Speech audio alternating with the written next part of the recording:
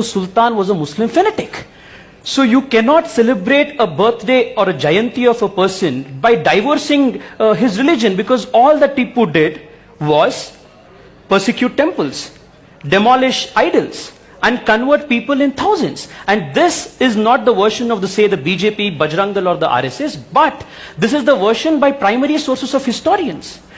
The state's case for celebrating Tipu Jayanti is threefold. First, he was a freedom fighter. Second, he was a lover of Kannada. Third, he was an apostle of peace and communal harmony. Let's go back to the primary sources of history and see what history actually tells us about Tipu Sultan.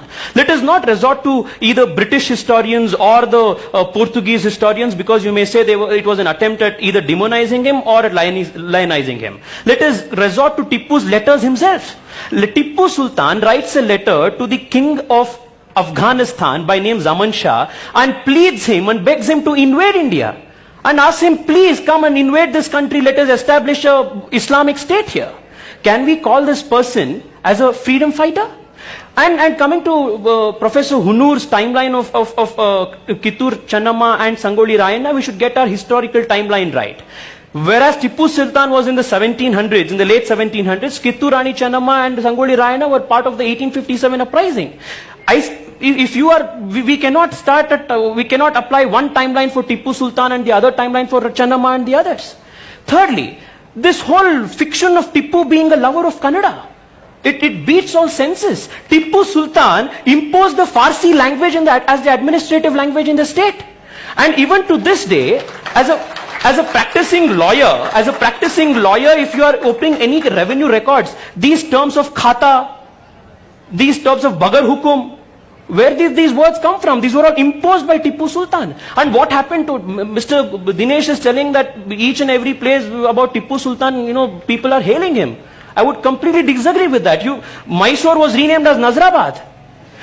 Calicut was renamed as Islamabad. Sakleshpur was renamed as Manzrabad. And our almanac system, one of the reasons why Tipu Sultan's Jayanti, the state found itself in a fix, was because Tipu Sultan removed the almanac, the Hindu almanac which was in vogue, and instead imposed an Islamic almanac which had only 350 days in the year. And because of that reason, people in everyday Mysore at that point of time started finding it difficult as to a Sunday in the previous calendar became Tuesday in Tipu's calendar. And that resulted in Tipu Jayanti also being celebrated on a different scale. Right. Lastly, this whole question about Tipu being benevolent to temples of Srirangpatna and all of that.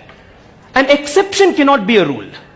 Louis Rice in his Malabar Gazetteer, Louis Rice in his Mysore Gazetteer mentions that under Tipu Sultan's tyrannical rule of 17 years, more than 8,000 Hindu temples were desecrated and idols were destroyed. And the only two temples in which everyday puja was taking place was the temples of Srirangapatna, because those temples were where his astrologers were praying.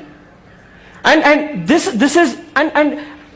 the state government celebrates Jayantis of a lot of people. It celebrates Kanaka Jayanti, it celebrates Basav Jayanti, Ambedkar Jayanti, it celebrates a lot of Jayantis of people belonging to the state.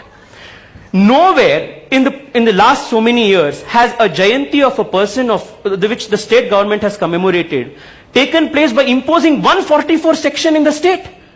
That itself goes to show that the state, you go to Chitradurga, Madakari, the Nayaka community in Chitradurga rose up against it. You went to Kodagu, the Kurgis rose up against it. Tell me, is there any logic to celebrating a historical figure's Jayanti by imposing curfew and 144 section in the state? You're making two different points. I would like to lastly, I just had to add one thing, Maya, with respect to the Muslim and this whole thing. It's definitely not the question of saying we are against Tipu celebration of Tipu Jayanti because he happens to be a Muslim, or that argument is completely baseless. To place the facts in matter, if the state government thought it wanted to symbolically appease a particular community by celebrating a Jayanti of, say, a Muslim leader, why couldn't we celebrate the Jayanti of, say, Shishunal Sharif, who actually spread communal harmony. Who are we showing, who are we going to make as role models to our country? Are we going to show to our young people that you should aspire to be an Abdul Kalam or a Yaqub Memon? That's first. The fact that Tippu fought against the British cannot be the only yardstick It's to not hail the him only as a hero. yardstick. Dinesh Prabhu. It's not the only yardstick. Because Tippu, Let him say, if it's the only yardstick, then I'll say yeah. Tippu did not fought only against the British. Tippu also fought against the Nizam. He fought against the Zamorins of Kerala. Tippu fought also against the Marathas. So how can you call Tippu a freedom fighter just because he happens to fight British? British I was will just not say one he's a of his freedom enemies. fighter. I will not say He he's a was freedom just fighter. one of his enemies. Second, while I was speaking about Tippu's policy of religious persecution, Tippu writes letters to his commanders and asks them, give me an account of how many people did you convert? That's part of his And conquering. That's past. He's conquering other and kingdoms, other even in his territories. state, even in his, sir, 1 second, please. Even in his state, Tippu incessantly wrote letters to his commanders and all of that. And he would write letters and he would ask, give me account of the women folk who have been captured, send them to Srirangapatna, give me the count of people who have been circumcised. Give me a count of these. These are documented letters which you will find in the India Office of London today, translated from Parsi to English by William Kirkpatrick. You will also find Portuguese historians of that time by name Father Bartolomeo. He writes in his book Voyage of East Indies, he writes, I was appalled to see the kind of torture and religious persecution that was taking place in Tippu's period. And William Logan, one of other British historian, in his Malabar Manual writes, if Tippu's atrocity can be compared to any other religious figure in history, it can only be allowed in Khilji, Muhammad Ghori and Muhammad Ghazni and Aurangzeb. This is what primary sources of history tell.